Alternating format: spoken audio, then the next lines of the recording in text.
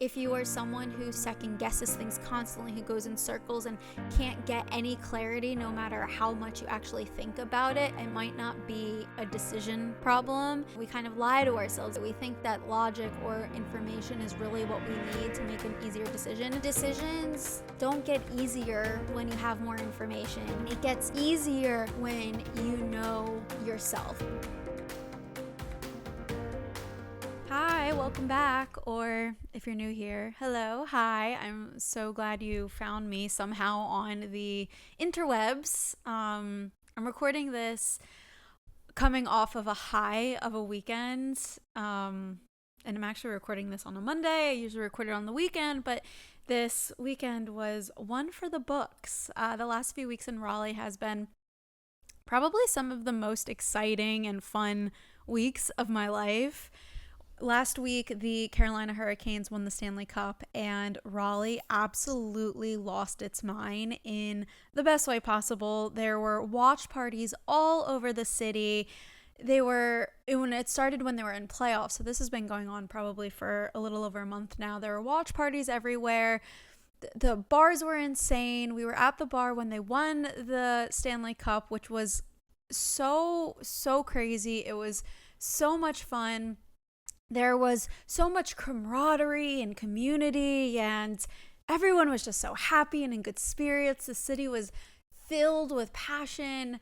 And then this weekend we went to the parade, and we were out in the streets in the crowd. And it was one of those moments where I was looking around and I was like, how is this my life? How did I get here? It was such a cool feeling, such a gratitude feeling. And that's what's been sitting on my heart really for the last few weeks, is this feeling of gratitude, this feeling of being a little emotional that like I was able to experience this history in the city. And I was getting emotional because it felt like I was like plopped in here from like an alternate universe that I never would have been in if I didn't 5 years ago make a decision that from the outside looked completely unhinged. And that's what I want to talk about today. Not hockey, because truthfully, I don't really know that much about hockey, but I did learn a couple things.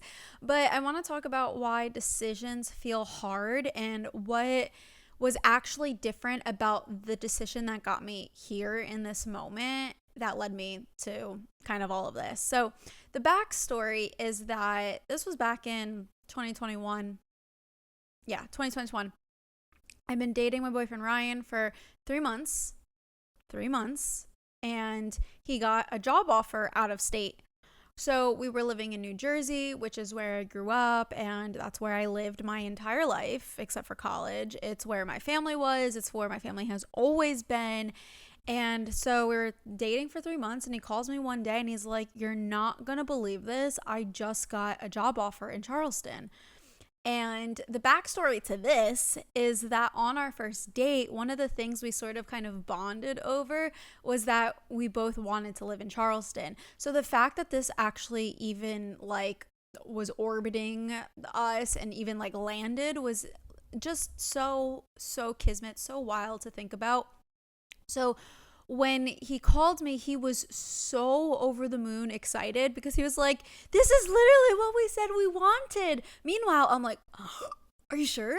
Did I really say I wanted that?" Because it seemed so insane to have to make a decision like this. It just all around was so crazy.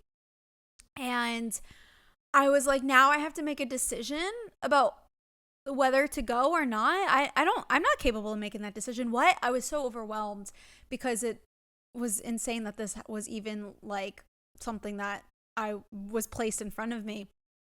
And so up until that point, making decisions for myself was always so challenging.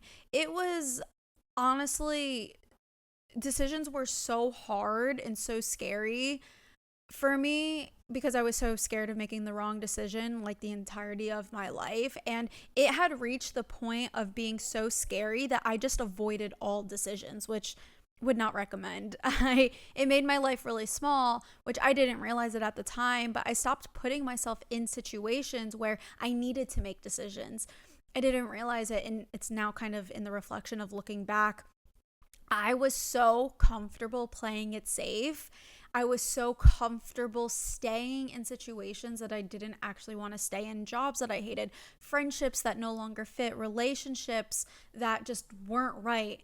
And I I kind of would never have thought that I was bad at making decisions because I was never in the situation where I needed to make decisions. That was the decision I was making, was I'm just going to keep everything so comfortable, so safe, so I don't even have to address the fear of making the wrong choice. So when he called me out of the blue and I was forced to make this decision, it was one of those moments where it was like, okay, all of the work I've been doing up until this point is for this moment. So up until this point, I had been doing so much work on myself. I had just come off of a relationship that I had decided to leave, which was like the bigger decision in my life. And I had spent the last like year and a half really, really, really focusing on me, focusing on my relationship with myself, focusing on reconnecting with me. And it felt like when this moment that he called me, it was like, this is what it was all for. It was all for this precise moment. And it felt like a test from the universe. It's like, all right, let's put what you've been working on into practice. And I decided to go with him, which shouldn't be a shock because I kind of gave you the end of the story at the beginning of this episode. But I left my family, I left my friends, I left everything I knew, I left comfort, and I went. And it was insane because at the time it was kind of one of those things that on paper didn't make any sense, right? Like, this was a person I've known for 3 months, which goes against every like Instagram therapy post of what not to do in a relationship, right? And I made a big life decision, and I never make big life decisions, and I made it with someone I only knew for 3 months, and it was all around just such a crazy thing to do. It felt insane only because it just didn't seem like something that I would ever do. It seems like it was for someone else's identity, right? Like, there's a lot of risk takers out there. There's a lot of adventurers. There's a lot of people who jump on opportunities and just go with the flow. And unfortunately, that's not me. That's not innately who I am. That doesn't come naturally to me. I'm not a natural risk taker. I'm not naturally a go with the flow person. I like order. I like structure. I like safety. I like comfort. And I chose to say yes anyway. And in the 5 years since making that decision, we have lived in 3 different states, and every single experience I've had since making that decision, including standing on the streets of Raleigh this weekend with confetti flying everywhere, is because of that one yes that I made all of those years ago. So what I want to get into today is what made that yes possible. If I'm not a natural risk taker, if I like comfort, if I have avoided decisions my entire life, what made this one any different?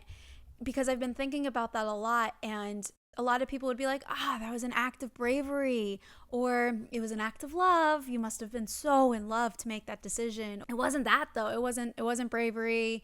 I mean, a little bit, but that's not what drove the decision. The decision wasn't driven by bravery, it wasn't driven by courage, it wasn't driven by love, and it wasn't driven by recklessness either. It was driven by something that was way more specific. And I think it has everything to do with why decisions feel hard for people just in general, and why sometimes they don't feel hard. So let's talk about the misconception around decision making, because I think this is where a lot of the confusion lives. You might be sitting there thinking like, wow, you must have been so sure. That must have been such a solid yes. If it's not a solid yes, then it's a no, right? That's planted everywhere on the internet, right? If it's not a yes, then it's a no. And the truth is that wasn't the case at all.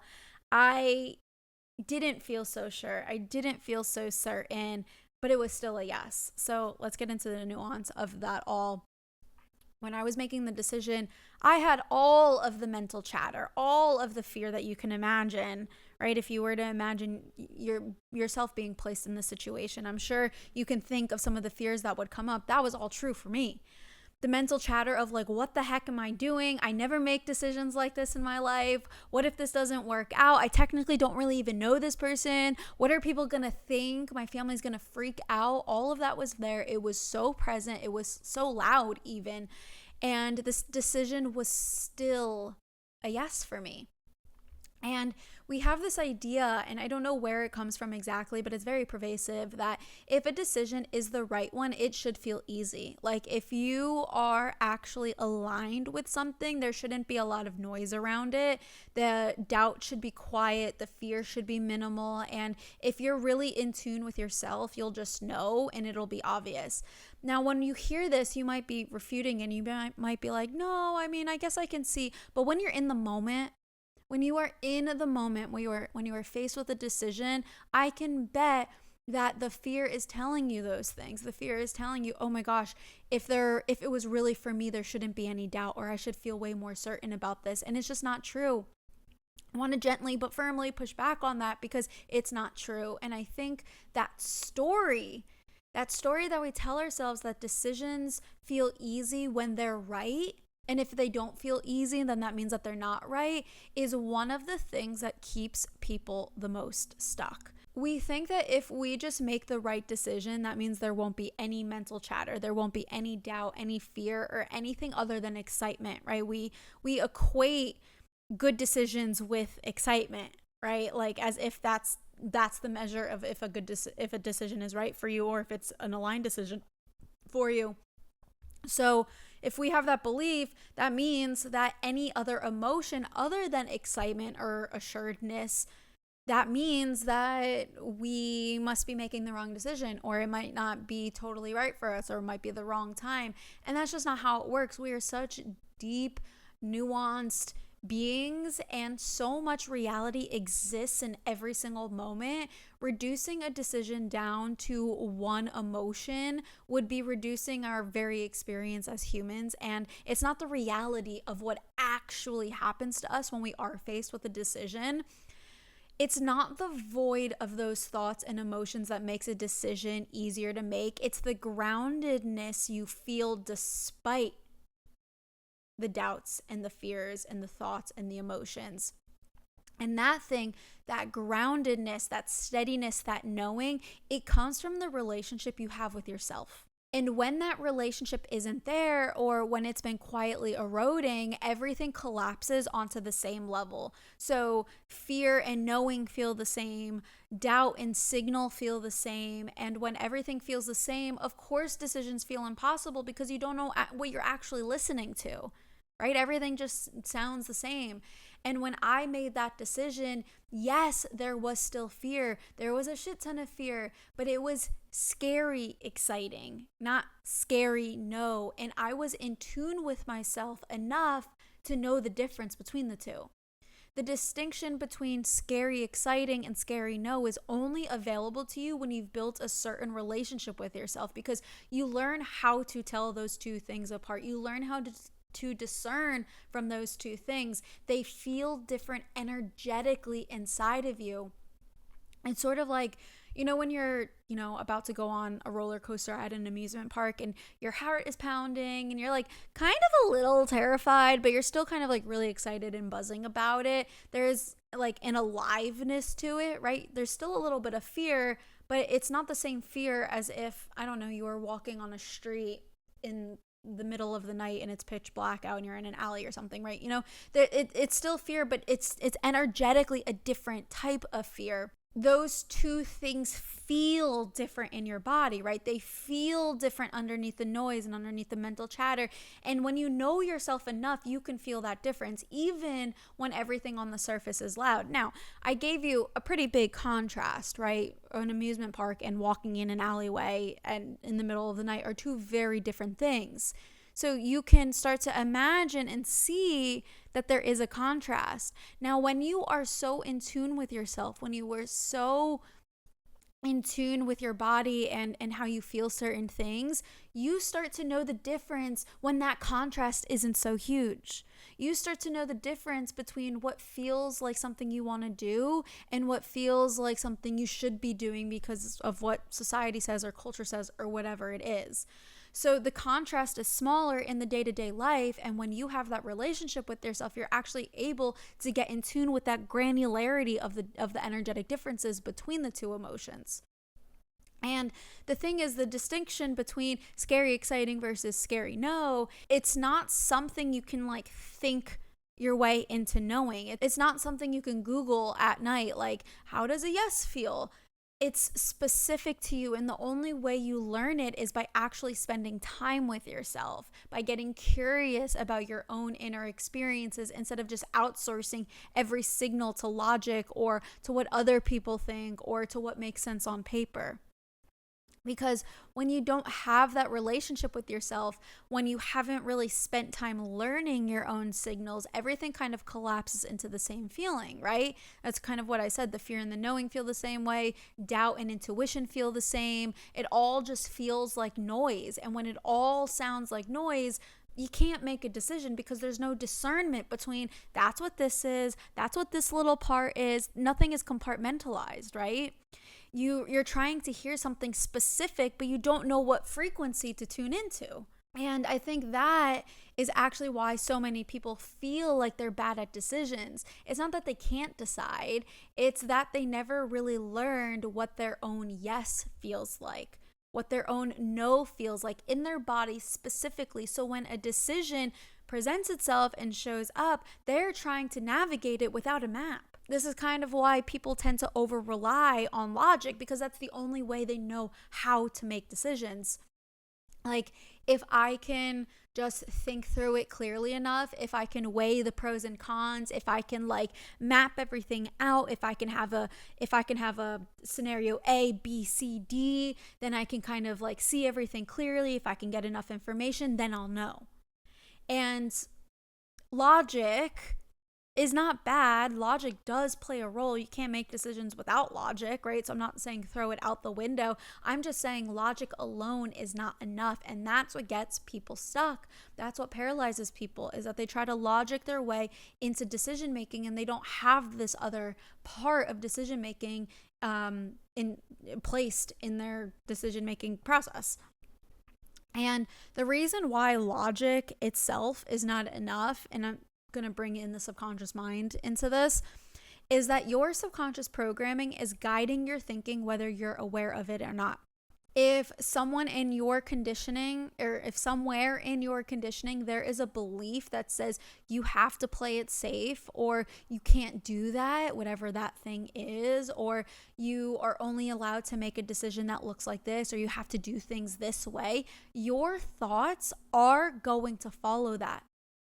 Your logic is going to be filtered through your subconscious programming. And if you only listen to that layer, you're not actually making a decision from yourself authentically. You're just playing out your programming. You're executing a pattern that was probably installed so long ago, and it was never really about this moment at all. So if you only listen to your logic, if you only listen to your thoughts, you're not really listening to yourself. You're listening to something that is filtered by your conditioning. That's why the relationship with yourself is not optional. It's actually the foundation of everything. It's such an important key piece in decision making. And why? What does building a relationship with yourself actually do when it comes to decision making? And I think that it comes down to two really specific things. The first is kind of what we've been talking about, is that it helps you hear yourself, like the real you, the authentic you, the you that exists underneath the noise, underneath the societal pressures, underneath what your parents think you should do, or your friends think you should do, or what makes you acceptable, whatever it is. All of those voices that have accumulated over the years telling you who you should be and what you should want and what's safe and what isn't. The voice that is you is in there, and it's always been in there. But if you've never built that relationship with yourself, it can be so hard to locate because you don't know what's you and what's not you. Everything else is just kind of loud, right? You're in there, but everything else is kind of louder. And again, you don't have the discernment to be like, that's not my voice. Ooh, but this is my voice, right? There's no separation between the real you and the you were told to be. So that's one. The second thing that building a relationship with yourself actually does when it comes to decision making is that you start to develop a really, really deep sense of self trust. Because when you actually build a relationship with yourself, it becomes almost impossible to not have your own back. You start to accumulate evidence that you can navigate hard things, that you can handle outcomes that you didn't plan for, that even if something doesn't go your way or doesn't go the way that you wanted, you can figure it out. And that becomes the ground that you stand on when a big decision shows up. So you've got these two things that are working together: the ability to hear yourself, to discern between what's actually you and what's old conditioning, between what's an authentic desire and what's a fear that's talking, between what's yours and what belongs to someone else entirely. And then you have self-trust that lets you act on what you hear. And those two things together, that's what makes decisions easier. Not easier like effortless, easier like, okay, I can figure this out. This is navigable. Navigatable. Navigatable? I don't know. Like when you have those things together, you have something to stand on. And that's what was happening for me in the moment when I was faced with that decision. I had all the noise. I had the mental chatter. I had the doubt. I had the what are people going to think? I had all of that. But underneath all of it, there was something that didn't move, and there was this sense of, I know what feels right for me. Even with all of the mental chatter and all of the fear, I was still able to carve out a little part and listen to myself. I was still able to hear myself underneath all of that. And I knew with every part of me, with every cell, muscle, and fiber in my being, I knew that if it didn't work out, I would be okay. Would it have sucked? Yeah. Would it have hurt? Yeah. But I had myself, and I knew that whatever was placed in front of me may not have been fun, but I could get out of it. I could figure out a way. And that knowing, that wasn't logical. It was something that I had to build through the work, through actually coming back to myself over and over and over again, building that relationship with myself until it felt real. That is what made the yes possible for me. Not the absence of doubt, not the silence of the mental chatter, not because it felt so easy and I felt so secure and safe in the decision. It was because of the groundedness I felt despite all of that. Because I could hear myself, and I could hear that, you know what? This is something that I kind of think would be cool. And then I felt, oh shit, even if it doesn't work out, I don't know how, but I'll figure out a way. I'll find my way out of it. And because of that relationship I built with myself, I was actually able to make the decision before I told anyone, which might actually kind of blow your mind, because that's something that we talk about in my client sessions a lot, is feeling like, you have to ask 5 people before you can make a decision, or you want to get input. And it feels innocent, right? You're like, oh, let me just see what they think. But that huge ass decision, I made it myself without asking anyone for their thoughts. I didn't get any input first, and I was able to arrive at that decision on my own without outsourcing it, gathering feedback, figuring out what other people thought. And it wasn't because I was hiding it. I wasn't trying to be secretive, but because I knew, genuinely, I knew that the moment I opened it up to other people's perspectives, I was going to start drowning in their perspectives. And I knew that what would come back at me through their perspectives really wasn't about me. It was going to be about that person's fears, that person's beliefs, that person's projections of what a decision would mean for them in their life. And those things aren't bad. The people in my life aren't bad, but that's just how humans work, right? Every time someone gives an opinion, someone gives a perspective, it's filtered through their life view.